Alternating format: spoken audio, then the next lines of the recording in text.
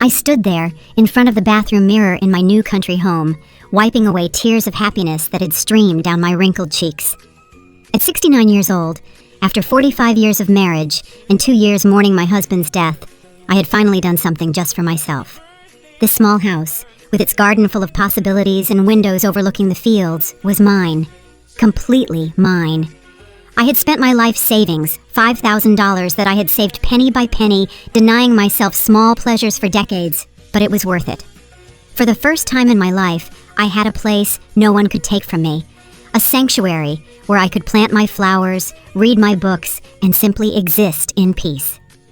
I touched the freshly painted cream-colored wall, inhaled the scent of new wood, and felt something I hadn't experienced in years. Pure freedom. This morning, I had breakfast in my small kitchen while listening to the birds sing. I had watered the potted plants I bought in town and planned where I would put my favorite rocking chair. Everything was perfect. Everything was mine. The phone rang as I was organizing my few belongings in the master bedroom closet. I saw my daughter Rebecca's name on the screen and smiled, thinking she might want to congratulate me on my new house, although I knew she had been against this purchase from the beginning. "Mom, it's a waste of money," she had told me over and over. "You should stay in your apartment, close to us." Close to us, not with me. Close, so I would be available when they needed me. "Hello, my darling daughter," I answered, with that maternal joy that never fades, no matter how many times you've been disappointed. "Mom, get ready. In an hour, I'll be there with 20 people from David's family," she said, without even a greeting, in that authoritative voice she had developed since she got married. "Make food for everyone and get our rooms ready. We're only staying for 2 weeks." The world stopped. I literally felt as if the floor moved beneath my feet. My heart began to pound so hard I thought it would burst out of my chest. 20 people? Rebecca, I just arrived. I have nothing prepared. I don't even have food for them. Mom, don't be dramatic. It's your family now. You have to welcome them properly. David says his cousin Emily is coming with her 4 small children, his brother Noah with his wife and twin kids. And Aunts Carol and Beth are coming with their families too. It's vacation time, and they need a free place to stay. Your house is perfect.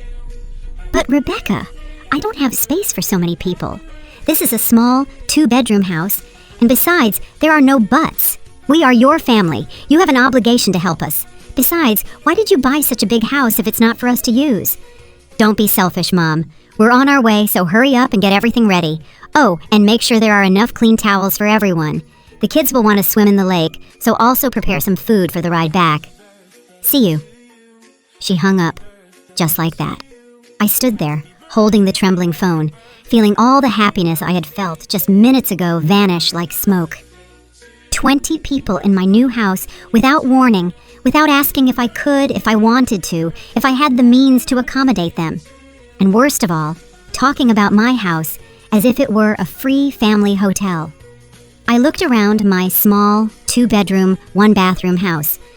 Where would 20 people sleep on the floor, in my living room that barely had a small sofa? My refrigerator was practically empty. I barely had a few eggs, some milk, and a few tomatoes I had bought in town. How was I going to feed 20 people with that? With what money was I going to buy food for 2 weeks for so many people? But what hurt me most wasn't the impossible logistics of the situation. What broke my heart was realizing that once again, my opinion didn't matter. My daughter had decided for me. She had disposed of my house, my time, my money, as if I were her employee and not her mother. As if this house, which I had bought with the sweat of my brow and my life savings, were a free hotel for her husband's family. I sat on the edge of my new bed, the one I had chosen so carefully, thinking of the quiet mornings I would spend there reading, and began to feel that familiar hollow sensation in my stomach. It was the same one I felt every time Rebecca and her husband showed up at my old apartment. They would eat whatever was in my refrigerator, use my washing machine, watch my television, and leave everything dirty and messy, as if it were the most natural thing in the world. I vividly remember the day after my husband's funeral, when I needed emotional support the most. Rebecca had shown up with empty boxes and a fake smile. "Mom, you have too many things. You need to get rid of all this," she had told me while packing my late husband's books without asking. "We're taking these. You don't need them. At your age, you don't read as much." And I, in my grief and confusion, had let her take half of my memories, including the gold watch that had belonged to my father-in-law. When I sold the apartment to buy this house, she had insisted I give her the money to invest it better. "Mom, you don't understand finances. I know how to make that money grow," she had told me with that condescending smile I hated so much. When I refused, she didn't speak to me for a whole month. And now on my first day in my new house, she was already claiming her right to use it as if it were hers. Tears began to stream down my cheeks as I looked out the window at the garden I had dreamed of tending. In an hour, all this silence, this peace, this feeling of freedom would turn into chaos. I remained seated on my bed for several minutes, trying to process what had just happened. The silence of my new house, which moments ago had seemed so beautiful and tranquil, now felt heavy and threatening. In less than an hour, this refuge I had built with so much sacrifice would become a place of chaos and demands. I slowly got up, feeling the weight of my 69 years more than ever. My legs trembled slightly as I walked to the kitchen, where I opened the refrigerator with a mix of hope and despair. The reality was even worse than I remembered. 3 eggs, half a gallon of milk, 2 tomatoes, a piece of cheese I had bought yesterday, and a bottle of water. That was it. Absolutely everything I had to feed 20 people. I opened the cabinets with trembling hands. 1 can of beans, another of tuna, a half-finished bag of rice, salt, pepper, and oil. I didn't even have enough plates. I had bought a set for 4 people, thinking it would be more than enough for my needs. I never imagined my daughter would turn my home into a family refugee camp. I looked at the clock. 50 minutes. 50 minutes to work a miracle. I grabbed my purse and car keys, knowing I would have to go to town to buy food, but when I checked my wallet, my heart sank even further. After paying for the house, basic furniture, and moving expenses, I only had $300 left until next month. How was I going to buy food for 20 people for 2 weeks with that? The drive to town felt endless. Every minute that passed was a minute less to prepare whatever I could prepare. In the small-town supermarket, I ran through the aisles like a desperate woman, mentally calculating every dollar I spent. Rice, beans, pasta, tomato sauce, some cheap vegetables, bread. Nothing fancy, nothing special, just basic food that could stretch for many people. The final bill, $240, almost everything I had left. When I returned home, I only had 20 minutes. 20 minutes to transform my small kitchen into a restaurant capable of feeding an army. I put water on to boil for the rice and pasta. I opened cans like a woman possessed. I chopped vegetables with tears streaming down my cheeks. They weren't onion tears. They were tears of rage, helplessness, and profound sadness for what was happening. As I cooked, I couldn't stop thinking about how I had reached this point. After my husband's death, I had tried to be the perfect mother, the understanding mother-in-law, the available grandmother. When Rebecca needed a babysitter, there I was. When she needed to borrow money, there I was.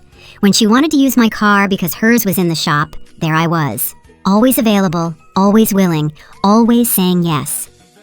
I remembered the time David, my son-in-law, had shown up at my old apartment with 3 friends without warning, expecting me to cook and provide drinks for them all weekend for a football game. "My mom's out of town and you cook so well," he had told me with that fake smile that annoyed me so much.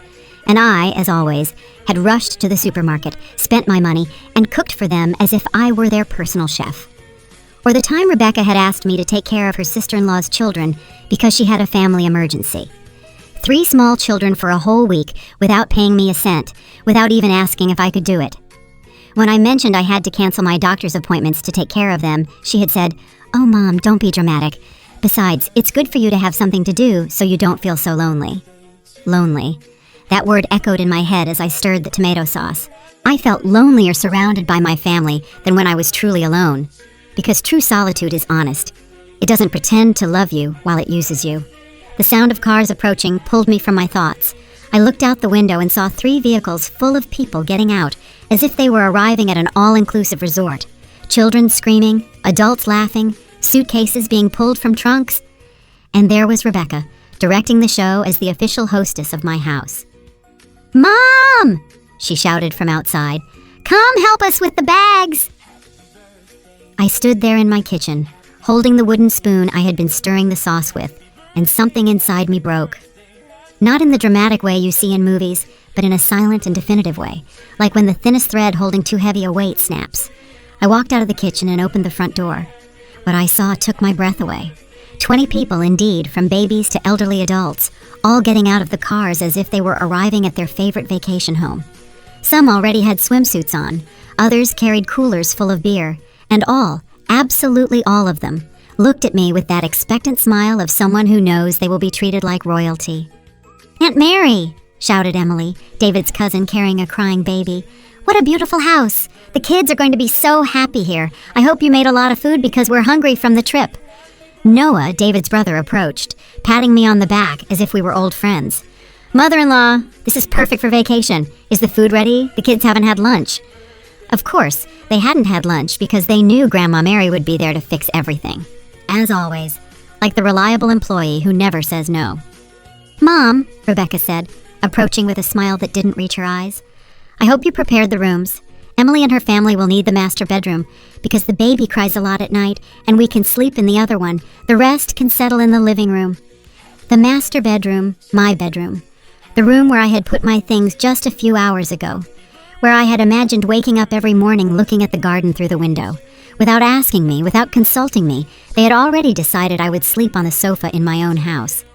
I looked at all these people invading my space, touching my things, talking about my house as if it were theirs. And for the first time in many years, I felt something different from resignation. I felt a small but real spark of something I had forgotten existed. Indignation. But I still didn't know what to do with it. "Mom, the food!" Rebecca yelled from the door, as if I were a waitress who had taken too long to take the order. "The kids are hungry, and the adults want to have lunch too before we settle in."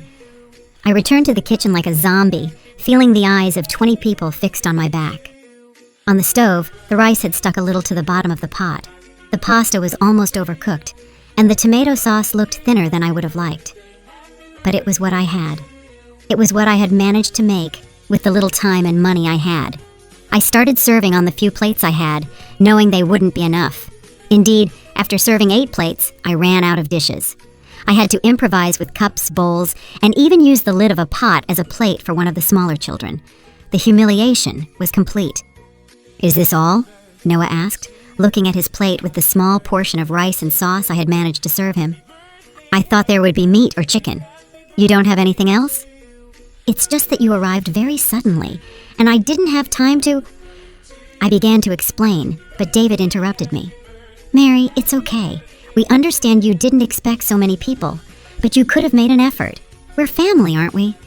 Besides, this house is beautiful. You surely have money saved to buy better things." Money saved.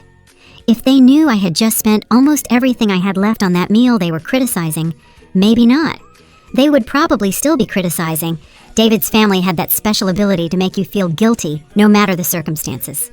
"Grandma," one of Noah's twins said, a boy about 8 years old, "do you have video games like at my other grandparents' house?" "No, my love, there are no video games here," I replied with the sweetest voice I could, trying not to unleash my frustration on an innocent child.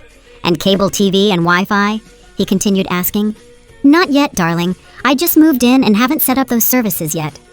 The child looked at me as if I had told him I lived in a cave.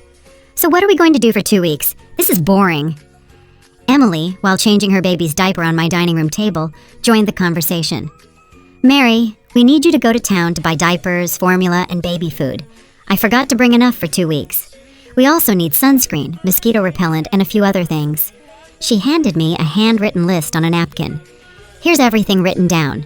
You can go this afternoon." I took the list with trembling hands. Diapers, formula, sunscreen, repellent, sanitary napkins, headache medicine, aspirin, antacid, children's shampoo, antibacterial soap, laundry detergent. The list seemed endless.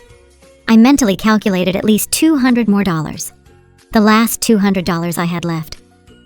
"Emily," I said, trying to stay calm, "I don't have much money available right now. I just bought the house, and—" "Oh, Mary," she interrupted, laughing. "Don't be dramatic. They're just basic things. It won't break you. Besides, it's for your family. I'm sure you have something saved for emergencies." Emergencies. They were my emergency, but not the kind I had planned for. Paul, one of David's uncles, approached with a beer in his hand. A beer he had taken from his own cooler. Luckily, because I didn't even have drinks. "Mary, where can we put our things? We need space in the refrigerator for our beers and food." I opened my small refrigerator, which was already full with the few things I had bought that morning.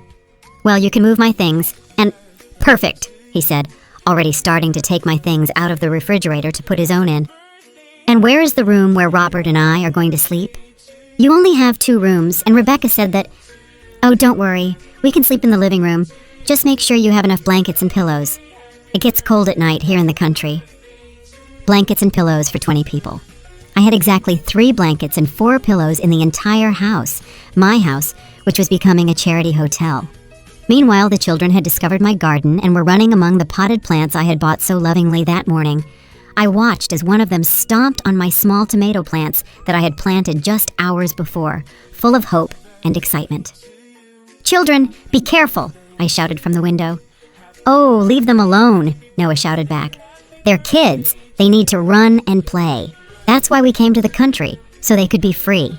Free in my garden, destroying my plants, with my money paying for their meals, while I became the hotel employee for all these people." Rebecca approached me as I washed dishes in the small kitchen sink. "Mom, I need to talk to you. David's family is very excited to be here, but I think you could try a little harder to make them feel welcome." I turned to look at her, my hands dripping soapy water. "Try harder?" "Yes, Mom. The food was basic, and the house feels a little cold, as if you don't want us here. Remember, this is an opportunity for you to get to know your son-in-law's family better. You should be grateful they want to spend time with you." Grateful. That word resonated in my head like a slap. Grateful that 20 people invaded my house without permission, spent my money, criticized my food, destroyed my garden, and treated me like their personal employee. "Besides," Rebecca continued, "I hope you don't plan on charging them anything to stay here. That would be very stingy of you." Charge them? The idea hadn't even occurred to me, but now that she mentioned it, why not? If it were any other place, they would be paying at least $100 per night per room. 20 people, 2 weeks. That would be thousands of dollars. But I said nothing. Not yet. I just nodded and continued washing dishes, feeling that small spark of indignation I had felt before slowly begin to grow in my chest. That night, while 20 people slept comfortably in my house, I stayed awake on the small sofa in the living room, listening to the snores coming from everywhere, staring at the ceiling, and wondering when exactly I had lost control of my own life. The answer came to me in the darkness. I had lost it little by little. Every time I said yes when I wanted to say no. Every time I put others' needs before my own. Every time I let them treat me as if my time, my money, and my space had no value. But for the first time in a long time, I also realized something else. It was still time to regain that control. I woke up at 5 in the morning with terrible back pain from sleeping on the sofa. The silence of the dawn lasted exactly 30 seconds before chaos began. Emily's baby started crying, waking up all the other children, who immediately began running through the house, screaming and playing as if it were an amusement park. I got up from the sofa, feeling every one of my 69 years in my joints, and headed to the kitchen to make coffee. I needed caffeine to survive what was coming. But when I arrived, I found Noah already there, rummaging through my refrigerator as if it were his own. "Good morning, Mary," he said without looking up. "Where's the coffee? And we need milk for the kids' cereal." "I don't have cereal," I replied, trying to keep a neutral tone. "What do you mean you don't have cereal? What are the kids going to eat for breakfast then?" It was an honest question, and I didn't have an honest answer. I didn't have cereal, I didn't have enough milk, I didn't have enough of anything to feed 20 people for 2 weeks. My small pantry was designed for one person who ate simply and economically. "Can I make scrambled eggs?" I offered, knowing I had exactly 6 eggs left after the ones I had used yesterday. 6 eggs for 20 people? Noah asked, laughing. "We'd better go to town to buy real food, but make it quick because the kids will be hungry soon. Let's go." As if it were a joint decision, as if the money belonged to both of us, as if I hadn't just spent my last savings yesterday on a meal they had criticized. Emily appeared in the kitchen with the baby in her arms and a sour face. "Mary, I need you to boil water for the bottle. And I also need you to wash these clothes because the baby soiled himself last night." She handed me a bag full of dirty clothes that smelled terrible. "Didn't you bring enough clothes for the baby?" I asked. "Yes, but I didn't think he would get so dirty. Besides, you have a washing machine here. Isn't it easier to wash here than to carry so much laundry?" "Easier for her, More work for me, more expense for water, electricity, and detergent for me. The children began to arrive in the kitchen like a hungry wolf pack. 5 children between the ages of 4 and 12, all asking what was for breakfast, all expecting the magical grandma to produce food out of thin air. "Grandma, I'm hungry," the youngest girl said, with such an innocent face that it broke my heart. It wasn't her fault to be in this situation. "I know, my love. Let's see what we can do," I replied, opening empty cabinets and trying to work miracles. Robert appeared, yawning and scratching his stomach. "Mary, do you have coffee and not that instant stuff? I hope for something decent." Decent coffee? I had just gotten up from my own sofa after being kicked out of my own bed, and he was asking for gourmet coffee. "I only have instant coffee," I told him. "Seriously? Well, I guess we'll have to go to town to buy real coffee too, and since we're going, we can buy everything we need for these days." "We?" Again, that word, as if we were partners in this disaster. Rebecca came downstairs from my room, where she had slept comfortably in my bed, looking perfectly rested. "Good morning, Mom. Is breakfast ready? David is hungry and doesn't like to wait." "Rebecca, I don't have enough food for—" "Mom, we already talked about this yesterday. You need to get more organized. We are 20 people. You can't improvise. Why don't you make a proper shopping list and go to town? We can stay here, taking care of the house." Taking care of my house, while I spent my money buying food for them. David appeared behind Rebecca with that fake smile I also knew. "Mother-in-law, good morning. I heard you're going to town. Can you bring cigarettes and beer? The ones we brought won't last 2 weeks. We also need charcoal for a barbecue tomorrow." Cigarettes, beer, charcoal. The list of expenses kept growing, and my wallet kept shrinking. "David, I don't smoke and I don't drink. I don't know what brands. Don't worry. Any brand is fine. The important thing is that we have enough to have a good time." Having a good time with my money in my house, while I worked as their personal employee. Paul joined the group in the kitchen. "Mary, last night I talked to Robert, and we thought it would be a good idea to have a big barbecue for the whole family. We can invite more relatives who live nearby. What do you think about organizing something for the weekend?" "More relatives?" I asked, feeling my blood pressure rise. "Yes, we are a big, close-knit family. It will be fun. We just need you to buy meat for about 30 people. Nothing out of this world." 30 people. Meat for 30 people. I mentally calculated at least $500 more. Money I definitely didn't have. "I don't think I can afford—" "Oh, Mary," Emily interrupted. "Don't be stingy. It's a family gathering. Besides, with what you're saving by not paying for a hotel for all of us, you can surely afford a barbecue." Not paying for a hotel as if being in my house was free. As if my time, my space, my peace of mind were worth nothing. The children, meanwhile, had found my few boxes of crackers and were eating them directly from the package, scattering crumbs all over my freshly cleaned kitchen. "Children, don't eat that," I shouted. "What are those crackers for, Mom?" Rebecca asked in an annoyed tone. "They're just crackers. The kids are hungry and you haven't prepared anything for breakfast. At least let them eat something." Something. My crackers, my food, my last food reserve in the house. "Mom," Rebecca continued, "I think you're being a little selfish. This is a beautiful opportunity for family bonding, and you're just complaining about small things like crackers and money. Aren't you happy to see us happy?" Happy. They were happy spending my money, sleeping in my house, eating my food, and treating me like their employee. Of course they were happy. I stood there in my kitchen, surrounded by 20 people who looked at me as if I were the villain of the story for not having enough food to feed them for free for 2 weeks. And something inside me finally clicked. It wasn't a dramatic explosion. It was more like when a puzzle piece that had been out of place for years finally fits. Suddenly, I could see the complete picture with a clarity that surprised me. These people didn't love me. They needed me. There was a huge difference between those two things, and I had spent years confusing them. "It's okay," I told them with a calm that surprised even myself. "I'll go to town to buy what you need." Everyone smiled, satisfied that they had won another battle against the obliging grandma. But as I took my purse and car keys, I wasn't thinking about food or shopping lists. I was thinking about something completely different. I was thinking about the lawyer's office I had seen in town yesterday and a conversation that perhaps it was time to have. For the first time in days, I left my house with a real smile on my lips.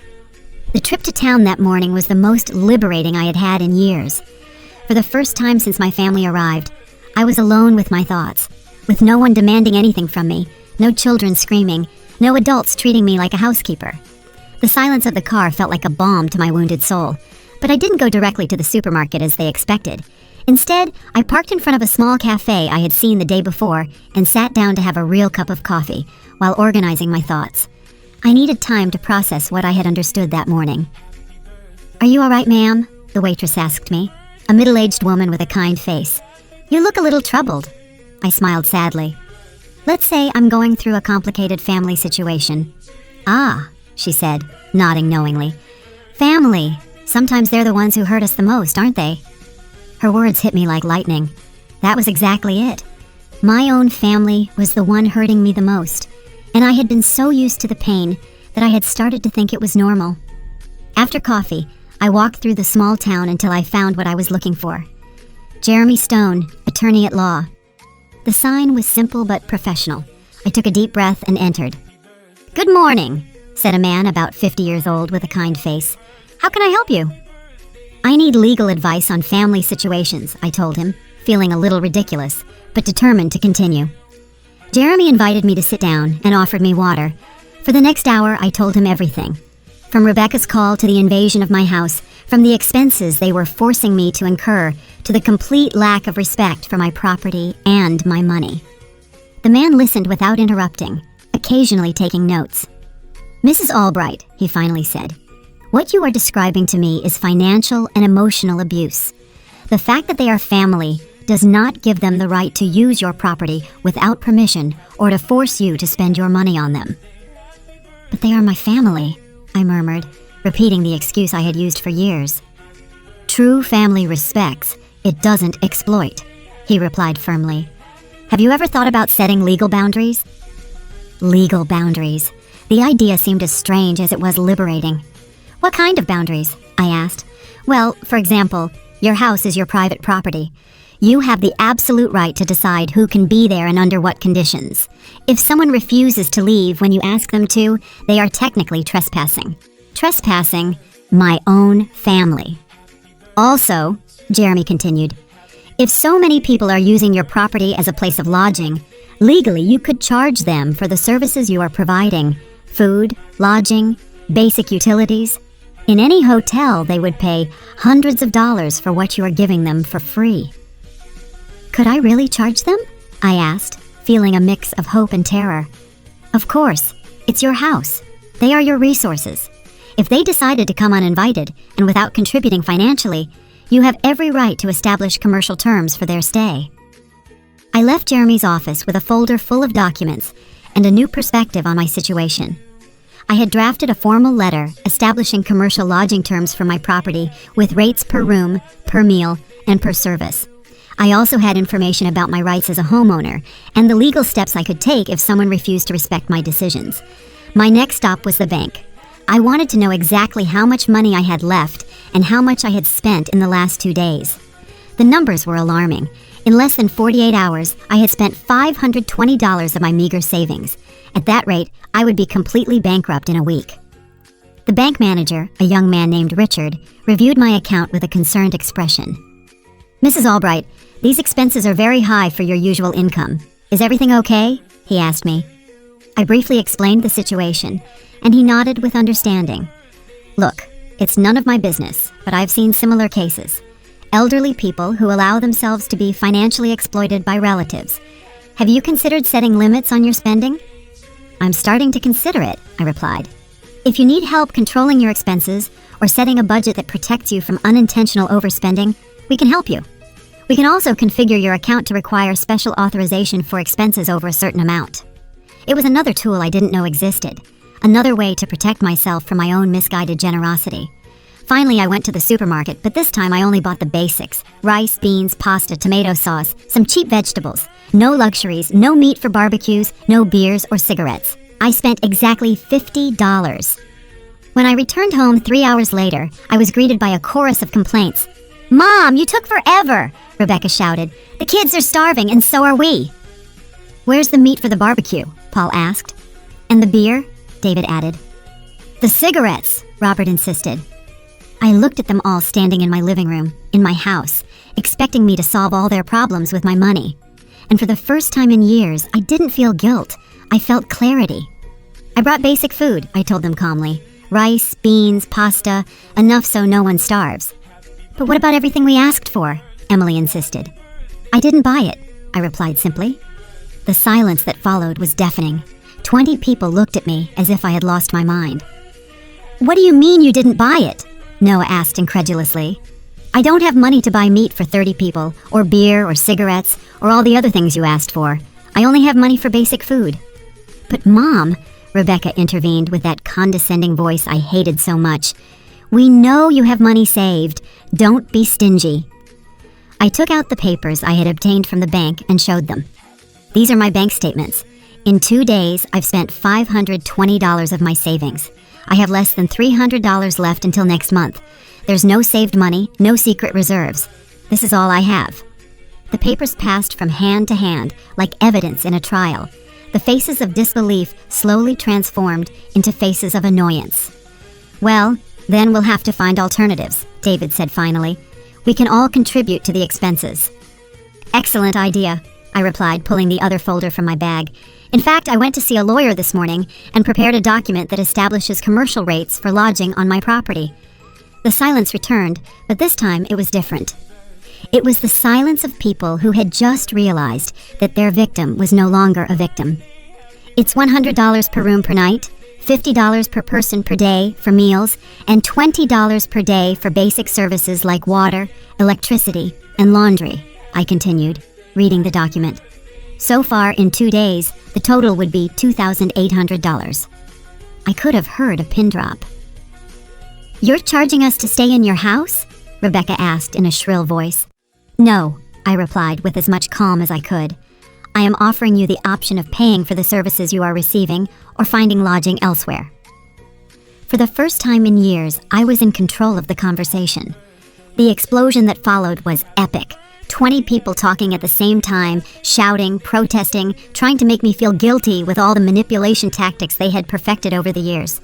But something had changed in me. It was as if I had built an invisible wall that didn't let their hurtful words pass through.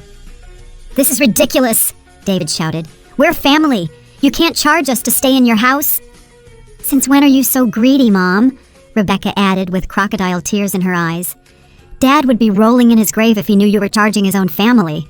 Mentioning my late husband was the last straw, but not in the way she expected. Instead of breaking me, it gave me strength. Your father, I told her in a firm voice, worked his whole life so I would have financial security. He would never have allowed his family to treat me like a housekeeper in my own home. We're not treating you like an employee, Emily protested. We're giving you the opportunity to spend time with your family. Spend time? I repeated with a bitter laugh. Emily, since you arrived, you've made me wash your baby's clothes, boil water for his bottles, and demanded that I buy diapers and formula with my money. Is that spending time? But we're family, she insisted. That's what family does, right? I replied with a clarity that surprised even myself. What family does is respect each other, contribute equally, and not abuse each other's generosity. What you are doing is exploitation. Noah approached with a menacing look. Mary, I think you're going crazy. Maybe you need medical help. This isn't you. You're right, I replied unfazed. This wasn't me before. The old Mary let herself be walked all over, spent her savings on people who treated her badly, and confused being used with being loved. But that Mary no longer exists. Mom, this is embarrassing, Rebecca shouted. What will people think when they find out you charged your own family for lodging? The same people who would think badly of you for showing up uninvited at a 69-year-old woman's house and expecting her to support you for free for 2 weeks, I replied. Paul tried a different approach. Mary, let's be reasonable. We understand you have expenses, but these rates are exaggerated. We can give you something symbolic, $50 for the entire stay. $50? I repeated slowly. For 20 people for 2 weeks, that's less than 18 cents per person per day. Do you know how much you paid for gas to get here? Probably more than $50 per car. But that's different, Robert protested. Different? Why? Because your money is worth more than mine? Because your expenses are important, but mine aren't? The living room filled with murmurs and long faces. I could see them looking at each other, trying to decide what strategy to use now. It was then that my salvation appeared in the form of a woman about 60 years old with a basket of vegetables in her hands. It was Martha, my neighbor, who had come to welcome me to the neighborhood. "Good morning," she said from the open door. "I'm Martha. I live next door. I came to meet my new neighbor, and oh, excuse me, I see you have visitors." "Come in, please," I said, grateful for the interruption. "They're relatives who came to visit." Martha entered and immediately sensed the tension in the atmosphere. She was one of those older women who have seen so much of life that they can read a situation in seconds. "What a big family," she commented with a smile, but her intelligent eyes were already analyzing the scene. "It must be expensive to maintain so many people. I hope they are contributing to the expenses." The awkward silence that followed was eloquent. "They're not contributing?" Martha asked with genuine surprise. "Oh, what a shame. In my day, when you visited someone, you always brought something, or helped with the expenses, especially if there were so many people." "But we're family," Rebecca murmured. "Ah, all the more reason," Martha replied energetically. "Family is the one who should take care of their own the most. You know what? My daughter lives in the city, and every time she comes with her grandchildren, she always brings the complete groceries. She says it's not fair for me to spend my pension feeding her whole family." I could see how Martha's words were having an effect. It was one thing for me to tell them they were abusing me, but it was quite another for a stranger to confirm it. "And where are you all from?" Martha continued asking with innocent curiosity. "From the city," David replied curtly. The trip must have been expensive. Gas, food on the way, and then arriving and finding everything paid for. How lucky! Although I suppose you all organized yourselves to help Mary with the expenses for so many people." Every word from Martha was like a needle pricking my family's conscience, or at least pricking their pride at being exposed to a stranger. "Martha," I said, "would you like to have some coffee? I'd love to get to know you better." "Of course, but don't worry about waiting on me. I see you already have your hands full with so many people." As I prepared coffee for Martha in the kitchen, she followed me. "Honey," she whispered, "I don't know if it's my place to say this, but those people don't look like they're here out of affection. They look like they're here for convenience."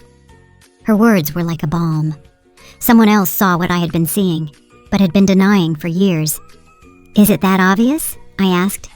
"Darling, I've been in this world for 60 years. I've seen everything.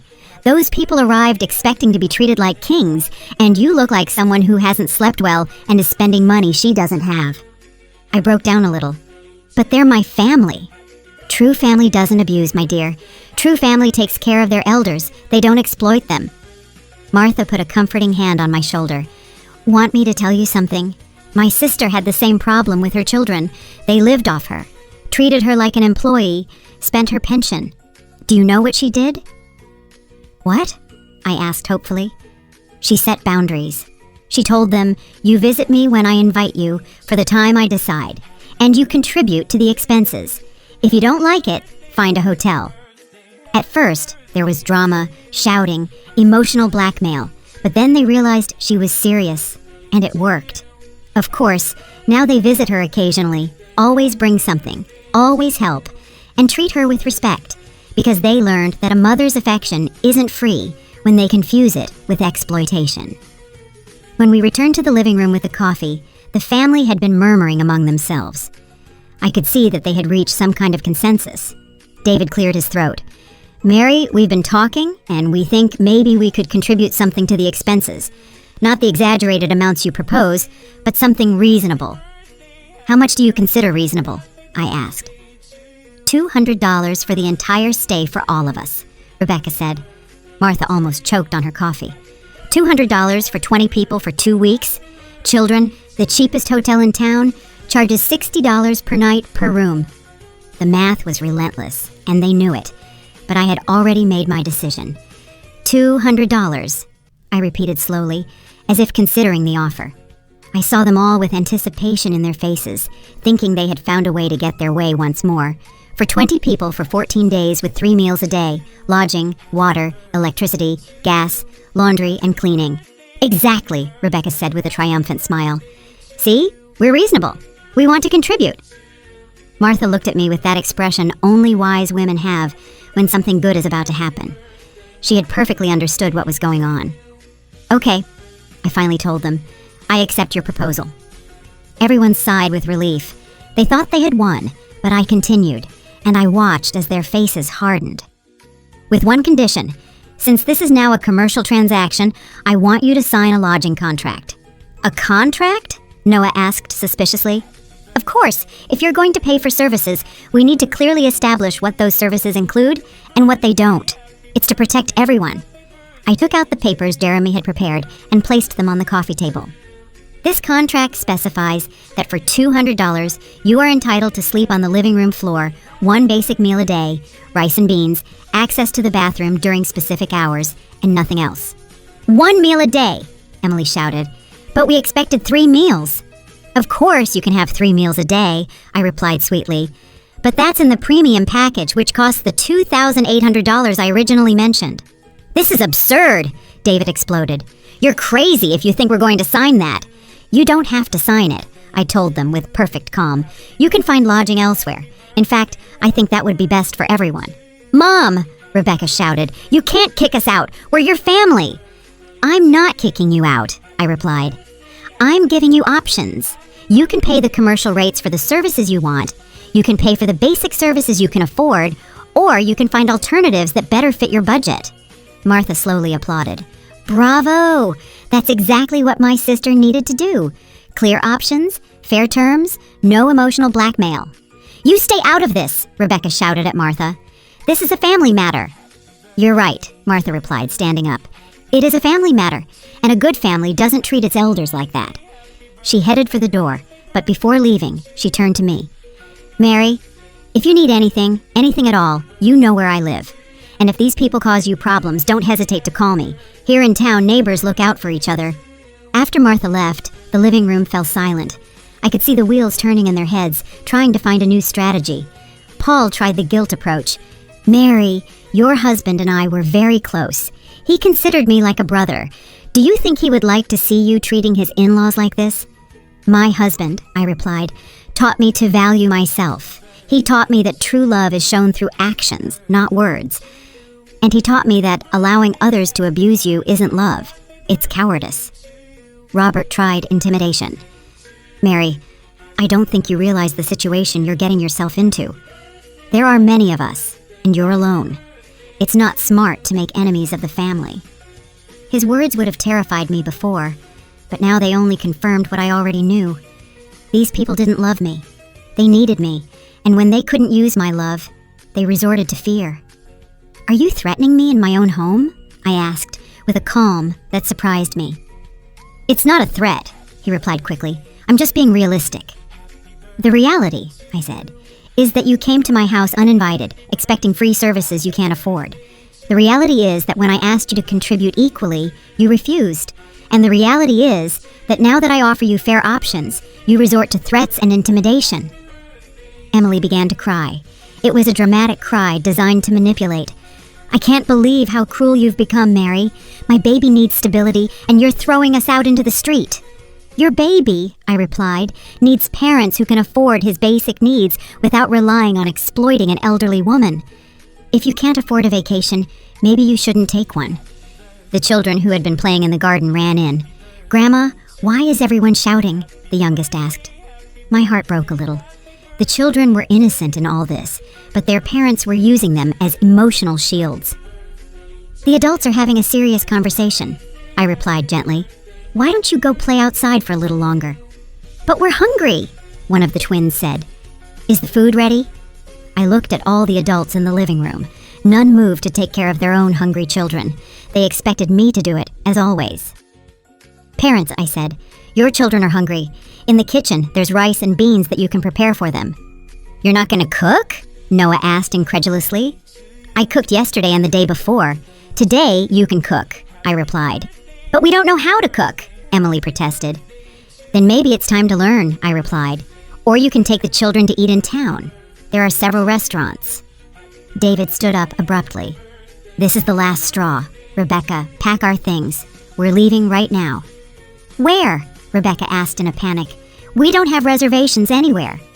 "We'll find something. Anything is better than being here with this version of your mother." I stayed seated, watching them run back and forth, hastily packing their things. Part of me felt sad watching the chaos, but a larger part felt relieved. "Mom," Rebecca said to me when they had everything packed, "this isn't you. I don't know what's happened to you, but I hope you reflect on what you've done today. You've destroyed your family for money." "No," I replied, standing up to look her directly in the eyes. "I have found my dignity and learned the difference between family who loves me and people who use me." "You'll regret this," she shouted as she left. "When you're alone and sick, don't come asking us for help." "I prefer to be alone with dignity than accompanied without respect," I replied. One by one, they got into their cars. This time, there were no tears from the children because they had understood that this visit was different. This time, there were no shouts or dramatic protests, only the resignation of people who had lost their favorite victim. I watched them drive away for the second and last time and felt something I hadn't felt in years: complete peace. That night, Martha came to dinner. She had made chicken stew, and I had prepared rice with pigeon peas. We ate on my porch, watching the sunset over the fields, talking about our garden plans. "Do you feel good about your decision?" she asked me. "I feel free," I replied for the first time in years. I feel free. 6 months later, my house had truly become my home. My garden flourished, I had a small network of friends in town, and I had started taking painting classes at the community center. My days were filled with activities I chose to do, not ones I was forced to do. Rebecca called me occasionally whenever she needed something: money borrowed, babysitting, solving a problem. I listened patiently and then told her, "I'm sorry, my love, but I can't help you with that." At first, she would get angry. Then she would beg. Then she would threaten. Now, she simply hangs up. I have learned that loving someone doesn't mean allowing them to hurt you. I have learned that being generous doesn't mean exhausting yourself for others. I have learned that true family takes care of you as much as you take care of them. And I have learned something even more important. It's never too late to reclaim your life, your dignity, and your right to be happy. This morning, I woke up to the sound of birds singing, brewed my coffee in my clean and tidy kitchen, and went out to water my plants, which are growing beautiful and strong, just like me. If you enjoyed my story, you can support me by sending a super thanks so I can write more stories like this. Thanks a lot in advance. What about you? What would you do in this person's shoes? I'd really love to hear your thoughts, so drop them in the comments. I'm always curious to know what you think. Oh, and let me know where you've heard this story. If you want to hear more life stories like this, like the video, and subscribe to my channel. There are many more waiting for you. Big hugs, and see you next time.